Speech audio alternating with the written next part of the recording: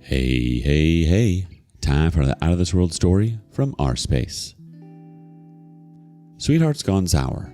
Today on rSpace, Till Death Do Us Part apparently means until you find someone hotter in another time zone. Cheating wife was excited for a getaway with her affair partner. I surprised her with my presence, humiliated her, and left her with essentially nothing. Before I get into my own experience, I'm sure most of you will be proud of me because I've already passed the point where I need to get a divorce. She's not my ex-wife yet, but we've started the divorce proceedings. And this is the first point where things have been calm enough for me to sit down and write a long post such as this one. I do think that there's a lot to learn from my experience, and even though I did find it a little bit embarrassing to admit that I was cheated on, I learned from a lot of the experiences that were posted here, so I might as well share mine too. I, 33 male, met Kelly, 33 female, when we were both 18. We met in our final year of high school. She came from another city because her dad had to move for work. We were friends for the first several years, and we went to college and kind of dropped out of contact with each other. Then, we happened to be in the same city after college, met up a few times, and a few months later, we started dating. We got married 6 years ago. I thought that things were good, and they really were for the first several years, but clearly, if I'm writing this, things weren't good for very long. I think the problem was that I noticed Kelly started to act distant. It's like she knew it too. Sometimes she'd fight it and essentially overcompensate for it. It was so easy for me to notice, and because at that point, cheating wasn't my suspicion, it wasn't hard for me to ask her what was going on. She always said that things were fine, and I knew that that wasn't the case. We even got into a little bit of a fight over it once, because I personally hate it when you can tell that something is on a person's mind and affecting their mood, and they keep insisting that nothing is wrong with them. It annoys me a lot more than it probably should. The problem was that the distance she was displaying didn't go anywhere. It was something that stuck around for a week, and then she went back to normal. She'd go back to normal for maybe a day at a time, and then go back to being distant. It felt like that behavior went on for a full month or so before I decided to figure out what was going on. I was trying to be sympathetic, but when a person doesn't even want you to make them feel better or fix their problems, your sympathy can turn into annoyance pretty quickly. That's exactly what happened with me. Because she wasn't going to tell me anything, I started by going to her best friend and asking her what was going on. I felt like she knew something, but she claimed that Kelly hadn't told her anything about how she was feeling, so she couldn't help me out. I was still trying to play by the rules there, and I knew that her friend would tell her that I had come to ask questions. If at that point Kelly still didn't decide to give me an answer, I would have to find out by myself. When I got home that day, she didn't mention anything, so I decided to go ahead and ask her one last time. It was still the same kind of answer as before, so at that point, I just figured that I would look through her phone and find some answers to my questions myself. She wasn't going to be any help to me in figuring out what was happening with her. I chose to look through her phone the next night because I was too tired to stay up later than her. Thankfully, she went to sleep early the following night. She's always been a heavy sleeper, so I knew that I was going to have several hours to check through her phone and find what I was looking for. I do remember worrying that I might not find anything to give me closure, but that didn't end up being an issue for me. I started by going to her messages with her best friend because I didn't know where else I was meant to start. Over there, it was clear that messages had been deleted, but she hadn't done a good job of it. There was something that Kelly had told her, which she had removed some parts of, but her friend, Ashley, didn't seem to like the idea. She said it was risky, but at the end of the day, she told Kelly to do what made her happy. The first thing I thought was that she wanted to divorce me, but it didn't make sense for that to be qualified as risky. I tried to think of what to fit the profile, but nothing likely came up. At that point, I decided to just scroll through her chats with other people. When I did that, I found some messages that she had with Bradley, who was a person she had worked with for the last 2 or 3 years. She had been at that company before he was hired, so I heard about him when he was still new, and I heard about him occasionally nowadays, but he wasn't someone who I found myself worrying too much about. I have even met him before, and he didn't seem to be a threat to me. I realized that he should have been a threat when I went through her chats with him. I knew that the two of them were friendly, but the extent of it seemed off to me, especially because she rarely talked about him anymore. I also got the vibe that some things had been deleted there, but even with what was left, it was clear that something had been going on, and it was something I wasn't aware of. There were text messages setting dates to visit restaurants and attractions in the city. There were flirtatious comments all over, and I assumed that the worst ones had been deleted. And him saying a lot of thank yous for gifts that she had apparently bought him. It was pretty clear to me that I wasn't looking at a platonic relationship anymore. It smelled romantic, but I just couldn't figure out how far along that scale it was. Most importantly, there was a discussion over a resort. They were trying to decide between two options, but they couldn't figure out which one to go for. The resort, when I Googled, was located in Rio, Brazil. She hadn't told me anything about a trip to Brazil, which made the situation even more confusing. They weren't speaking like people trying to figure out a resort to book for a client. They were talking over the perks of the place like they themselves wanted to visit. I know that the truth was staring me right in the face, but at a time like that, you'll be shocked at how much your body tries to save you from pain. It was really doing that.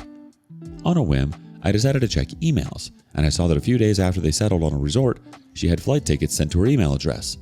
They were in her name, so she was clearly planning to go to Brazil, but I knew nothing about it, so she wasn't planning to go with me. I'm sure she wasn't planning to surprise me either because I never came up in the whole discussion that she and Bradley had. To say I was confused would be an understatement. There was only one real answer to the whole situation, but quite honestly, I refused to just accept what I was looking at. I wasn't at a time in my life when I was willing to deal with all my problems and then have a divorce added to it.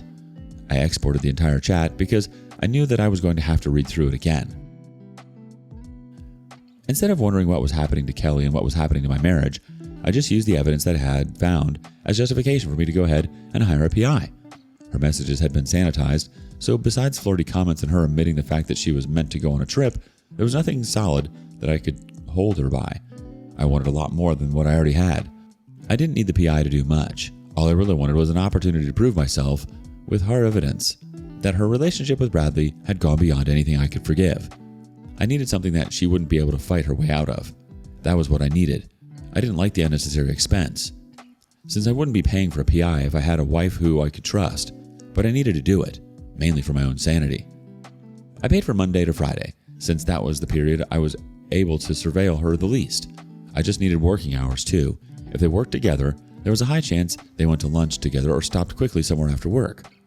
I was right about that. I was very right, because the PI was able to get me pictures of them kissing in his car after they pulled back into the workplace after the lunch break. He was also able to get me pictures of them entering and exiting what I assumed was his house after work. It was quick because the pictures were only 25 minutes apart, which is also how it didn't set off any red flags with me when she came home just a little later than usual. At that point, unless I was a fool, it was clear as day that Kelly was cheating on me with her colleague. And to be honest, the first few days I didn't know how to feel. It felt like I was stopping myself from actually processing what had happened. However, it hit me like a brick one day at work. I felt like I was going to be sick, and I went into the bathroom and cried. I haven't cried since I was a teenager, so it felt so foreign to me. But I think I needed it, because I felt better after it, and it felt like I knew it had to be done. And before you make fun of me, remember that this person is someone I've known since I was a teenager. Is it wrong for me to hope that someone like that wouldn't hurt me? That someone I loved wouldn't be selfish and choose someone else over me? It's a kind of betrayal that I wish none of you ever had to experience. It's hard to put into words how it feels, but yeah, I cried that once, and I don't feel bad about it. I did it on a whim, but I bought a plane ticket and a stay at the resort she was in. I didn't want to confront her at home. I wanted to ruin what she thought was going to make her happy. I wanted her to be miserable when she saw me there. I also met up with a divorce lawyer so that when she was back in the country, she would be served almost immediately. She told me about a week ahead of time that she had a short business trip that she was meant to take. She claimed it was another state, and that wasn't something that had ever happened, so I acted like it was fine. It's incredible when you know someone is lying and you watch as they do so. They think they're so smart. It was insulting to me because it felt like I was being taken for a fool. I eventually started acting distant with her, not by chance, but you would too if you found out that your wife was cheating on you and planning to get away with her coworker. I made up a story about how I was planning to stay over at a friend's place over the weekend for a classic video game night. She didn't have any issue with that, as I suspected, because it worked better for her when I wasn't around to dampen her spirits. Instead of going to the game, I was flying to Brazil.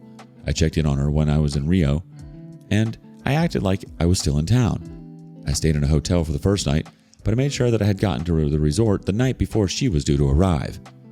I knew when her flight was going to land in Rio, and based on how long it took me to get to the resort, I was able to estimate when she was going to get there. I wanted to see her before she saw me. I messaged her to ask if she had gotten to her destination safely, and when she did, I assumed that she was in a resort already. She took a generic photo from the resort room and sent it to me. Obviously, I wasn't able to tell from that alone whether she was in Rio or Boston. It made me wonder how many other times I had been bamboozled in such a fashion. I had a hat and sunglasses, so I did my best to be somewhat incognito when I walked around the resort. I spent time at the pool at first, hoping that she and Bradley would show up, but they didn't. I walked around too, but I didn't see her, so I just assumed that they were in the room. I was lucky at dinner though. I assumed that was where I was going to see them for sure, and I was right. I saw when the two of them walked in, holding hands. I had already eaten most of my dinner, and I waited for them to order something. Then, when they did, I walked up to them, pulled up a chair, and sat down. At first, they both looked at me strangely, but I think past the hat and sunglasses, Kelly recognized me and froze. Bradley took longer, and I had to take off my glasses before he recognized me. He mumbled, "Shit," under his breath, which was funny to me. My phone was recording in my breast pocket the entire time. I asked them how they were doing, and no one said anything. I looked at Kelly in particular, and I asked if Bradley was the reason why she had been distant for over a month. She didn't say anything. I asked Bradley if he had anything to say. He was speechless. He just shook his head and said, "Nothing, man. I'm sorry, that's all." I turned away from him because he wasn't worth my time at that point. "Still nothing, Kelly? You don't have anything to say for lying to me and cheating on me?" I wasn't taking care to be quiet because I wanted her to be humiliated. She hated scenes so badly. "Did you think that I wasn't going to know?" She was covering her face the entire time, and I couldn't tell if she was crying under there or if she was just trying to tune everything out. At that point, I stood up and I announced to the entire open space of diners that the woman was my wife, and the man was her colleague and her affair partner. I told them that she had told me she was going on a business trip to Boston, but she was here, sleeping with another man on vacation. Midway through me talking, she raised her head and said I should stop, but I didn't listen. I just kept going. I needed her to be humiliated. At the end, when I realized I wasn't going to get much from her, I just said, "Enjoy your vacation," and I left from there. I stayed in the resort for 2 days, and I didn't see them through the entire thing, so I had no idea if they had checked out the next day, but I did my best to enjoy the rest of my time there. Obviously, it wasn't as great as it could have been had nothing happened to ruin it, but I did enjoy it to some extent. When I got back to the US, she was home. She immediately said she wanted to talk, and before I answered her, I messaged my lawyer and asked him if I could get a process server to come to my house as soon as possible. He said it'd be doable. That was when I decided to listen to what she had to say. She had had more than enough time to concoct an excuse. She started by saying that she was sorry. She admitted that she had been very selfish and she had acted in a way that I didn't deserve and that a wife shouldn't have behaved. She started self-deprecating and trying to make me feel bad, but I didn't. She said that the thing with Bradley had started off with jokes that went too far, but at a point, they started to make her feel beautiful and attractive, and that was why she never stopped them. One day, things went too far and stuff happened between the two of them. It was easier for things to keep going at that point, she said, and even though she tried to stop, she never had enough self-control to make it happen. I asked her whether she hadn't had enough self-control to stop herself from going on a trip with another man. Certainly, it would be easier to say no to something you have to make up a whole scheme for. She told me it was harder than it seemed, and I needed to believe that she regretted everything. She kept saying she was sorry, and at that point, I just told her that I acknowledged everything she said. It's like she wanted me to say something, but whatever it was didn't come. She probably wanted me to tell her that we were going to be fine, but obviously not. That became clear when, about an hour later, the process server knocked. She opened the door, and she was served. She started crying immediately, but she didn't say anything to me about it, and I didn't say anything to her about it either. I managed to guilt her into moving out of the house, which didn't take much effort, and she eventually signed the papers without much hassle. We're in the divorce proceedings now, but I'm glad that things are soon to be over with her. As much as it is the end of an era, it wouldn't have been an era that was worth it if the woman I was with was a cheater. Update. Hello to everyone reading this now. I wrote a post some weeks ago about my wife going to a resort with her coworker who was also her affair partner, and I'm glad to say that the saga has come to a conclusion. She's now my ex-wife, and I'm very happy to be able to say that. A part of me still hurts, which is expected, but it is what it is, right? Our divorce eventually got in front of a judge because we couldn't agree on things, and I'm glad that it did. My lawyer was able to prove that over the time that she had seemed to be involved with Bradley, she had bought him quite a few gifts, which he knew nothing about. Over the course of a year and some change, she had spent almost $5,000 on him. The financial statements in the text that I had exported back to my lawyer's claims in that regard. There was some other money that was suspected, but that seemed to be on the company's account, not from our funds. And that'll take me to something else. But before I get there, I'll just mention that I got the house, and while I do have to pay alimony, the amount that she owes me was deducted from each payment. So it is essentially nothing. I don't mind that. I posted the video I took from the confrontation online along with her full name. She didn't like that. She said I was humiliating her when I had already won. But I told her that I hadn't won until I felt like it, especially after everything she had done to me. She just had to deal with the consequences of her actions, because she hadn't been hurt the way that I had been hurt. I sent the link to almost everyone we knew, so they'd know exactly why we weren't together anymore. There was no point in rumors. Finally, I reached out to her workplace. I'm sure that the company would have something to say about two employees fraternizing to such an extent. I was especially sure that they'd like to take a peek at the credit cards that the two of them had access to, because it was clear they weren't spending money on business expenses any longer. As expected, the two of them were terminated. I found out because she guessed correctly that I had something to do with them finding out. She was very pissed. She said that Bradley was going to come and F me up because I had messed around with their livelihood, but he never did that. She probably let him know that I was very experienced with firearms, so it wasn't worth him trying to come over to be macho. I'm a single man again, and even though it feels weird, it also feels like a new beginning for me. I'm still kind of young, so hey, I'll do my best to make the most of it. Young love.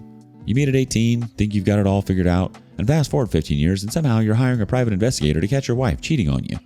When she finally got caught, instead of owning a single shred of accountability, she doubled down with the lamest excuse imaginable. It just happened. And I lost self-control. Please. And then to systematically obliterate her professional life. Well done, OP. You burned that puppy to the ground. Terminated, gone, no references, no excuses, no future in that office. Her dreams of climbing the corporate ladder? Charred, scattered ash. Do not pass go, do not collect $200. Ever realize years later that the person you loved was not who you thought they were? Share your stories with us in the comments. Thank you for joining us today on rSpace.